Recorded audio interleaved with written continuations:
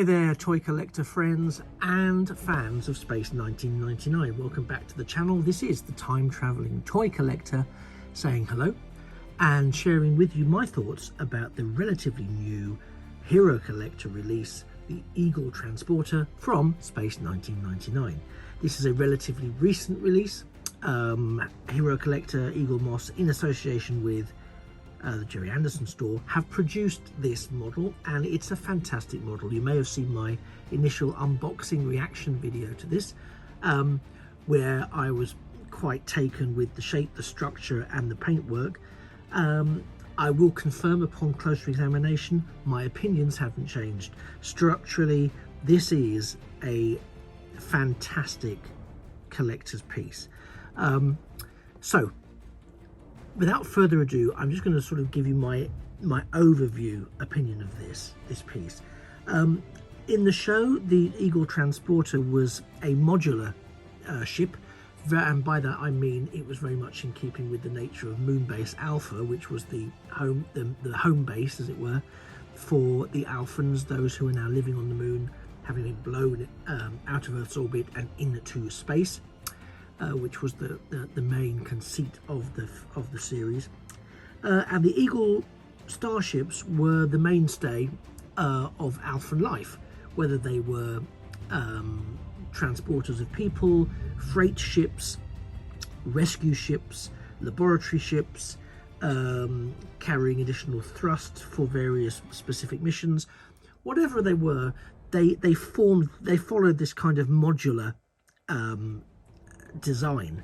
And what I think is really good, and I think is really well carried through the series and the design of the series, is if you look at the nature of the ship, particularly the look around the landing pads, the landing struts here, the framework for the main body of the ship, it feels like it's something that's been transported to the moon, unpacked and put together. It's the intergalactic IKEA of spaceships. And it has that almost alien in terms of the film feel, in that it's not too futuristic to make us lose context or connection with it, but it's adequately basic but technologically considered, that I could suspend my disbelief and believe that these were short range, occasionally long range transport ships to accommodate a moon base colony. I've mentioned that they're modular. The moon base itself was modular in terms of its construction as a colony on the moon.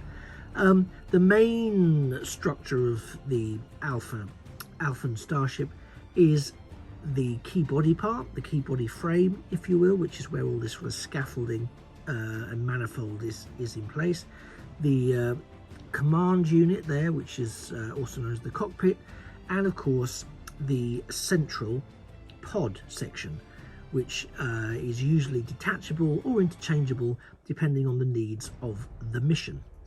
The front section, the command pod in the series, was detachable to act as an escape pod in the event of an emergency, and as mentioned, the frame itself could be used to pick up and collect additional, or alternative rather, pods to best serve the mission in hand. Slightly remembering the technology and the function of, if you like, Thunderbird 2 from Jerry Anderson's Thunderbird series. Again, another futuristic series that was dependent on recognizable and accessible vehicles that could still do wonderful and outstanding things to capture our imagination.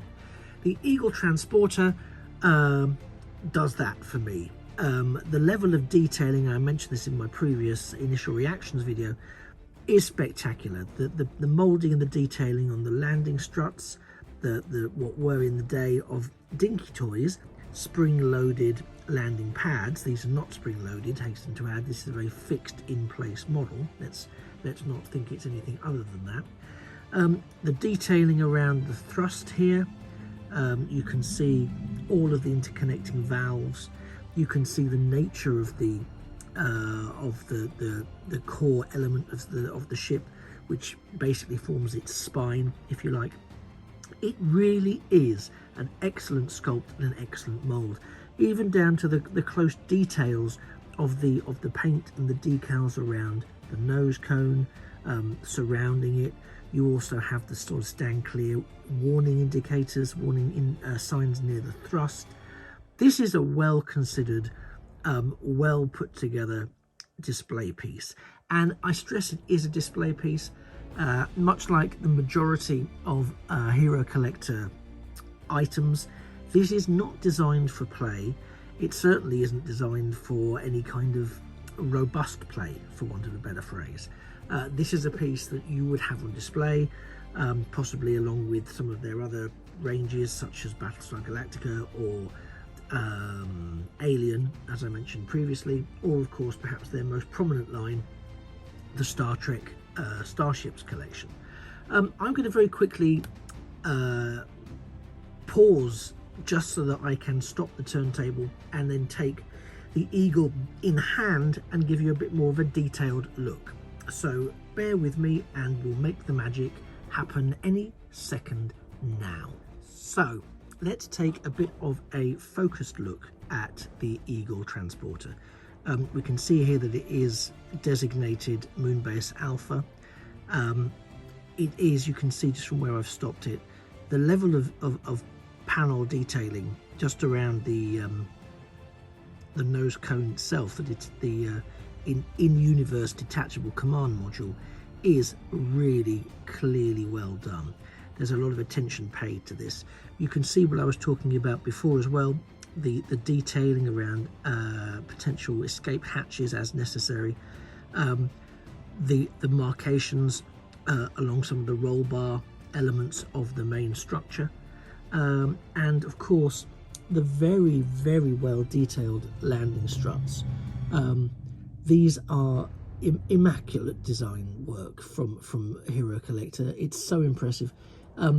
It's very evocative, and I can't look at this without mentioning how evocative it is of the old Dinky toys. I know I've mentioned that before. I dare say I'll mention it again in future videos. But the Dinky toys were our, if you like, Eagle Moss and Hero Collector of the day back in the 70s and the 80s. And we had no hope of anything being as detailed and as exceptional as this back then. Certainly not a price point that would be affordable, but this is a beautiful rendition of this figure. I'm just going to now move it around slightly before I pick it up, just so you can take it all in and see it exactly as it's intended to be seen. You can see here, this is the pod that is in the in-universe world detachable. This is the sliding door that connects to the transport pods that operate beneath the surface of Moonbase Alpha. But across the whole piece, there's no end of attention to detail, to the decals that have been put in place, that have been used to really highlight and show off the attention to detail that Hero Collector and Eagle Moss have put in play, so that you are getting a high quality display piece. So now I've stopped it, let's do what I promised I'd do and pick the blasted thing up. So you can see here just how detailed the Eagle is. You know, this is not something that has been thrown together. I dare say it's relatively mass produced, but in fairness, I mean, even the thrust, the bells here that form the rear thrust section on the Dinky toy, this was something that would routinely fall apart. What limited lighting windows there are there are well captured. I'm going to turn it so you can see the top view. Even within the frame itself, you can very, very clearly see, now that the focusing has settled down, all of the sculpted detail that forms right there within the body of the ship. And I'll move it along, pass it from hand to hand to not obscure any aspects of it, but you can really see the quality of the sculpting and the moulding that has gone into the details of this ship. And again, it is a relatively light grey, but it isn't. I'm just flipping it over safely out of alignment with the camera. But it feels, I know it's a brand new model, but it feels like it's had a life. You know, it feels like it's had an existence on Alpha. You can see again some of the shading on the panel work. These little mini cones underneath are, for those who don't know, the vertical takeoff and landing thrust arrays that are used to support the takeoff and landing, as mentioned, of the Eagle craft. They don't use a runway, they literally have landing pads, and it's a straight up, ideally a straight up and down for the pilots and the crew. Often in the series it didn't go that way, and there was quite a few ditched landings. We won't be doing that with this model, purely because I don't want to risk that level of damage that would undoubtedly follow in the wake of such an activity. I mean, I think the detailing here really does speak for itself, but I'm happy to be an advocate for it, and indeed an advocate for Eaglemoss overall. This is a phenomenal piece. I, for one, commend Jerry Anderson's store, along with Eaglemoss and Hero Collector, for pulling this together. It really is terrific. It isn't cheap, so to be really clear, these large scale models are not cheap, as you would probably imagine, in all fairness. So the big question would usually be, am I getting what I pay for? My answer to you would be, you most certainly are getting what you pay for. It's fantastic. So with that in mind, I shall leave you to consider whether or not you want to get your hands on one of these. You can get them directly from the Jerry Anderson store, or you can get them directly from Hero Collector. Either of those outlets will provide you with your Eagle transporter, and you'll also be able to pre-order or order, depending when you're watching this, the next two Eagle models that have been announced. So go on there and have a little look at that. I have pre-ordered them, so when they arrive I will give you a rundown on what they are like. Would I buy this were I not an avid Space 1999 fan? I probably wouldn't, because I would have no real context for what I was looking at. But if I was to appreciate the craftsmanship and the attention to detail, and that was my reason for collecting starships, then yeah, this very much would be on the list. As it stands, I have very fond and nostalgic memories of the Space 1999 series, even more so of the Eagle toys that I had back in the 70s, and so to see this lovingly reproduced here was something I could not possibly have allowed to have gone unexplored, unpurchased by me. So yes, 100% I would completely support anyone who was looking to purchase this. Don't hesitate, get it before it's gone. I dare say they may well sell out. I'm not aware of whether or not it's a limited run, but it's the kind of thing that they may be testing the water to see whether or not it's worth having a larger scale collection.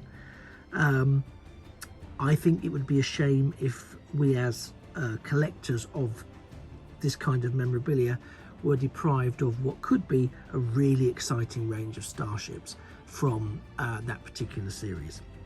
So I don't really have much to add now. I gave a lot of my initial feelings when I did the first unboxing, so I'm just going to turn this a little more for you so you can see the ship in all its glory, and say, you know, if this is something that floats your boat, and it certainly floats mine, head on over to Hero Collector, head on over to Jerry Anderson's store, get your orders in. If it doesn't overly float your boat, well, thank you for watching anyway, and at least you've now identified whether it is or is not something you want to explore further and add to your collection. So I shall leave you there. This is the Time Travelling Toy Collector, hoping that you've enjoyed this short video, thanking you for spending around about 10 minutes of your time with me, and ultimately wanting you to remember that a thing of beauty is a toy forever.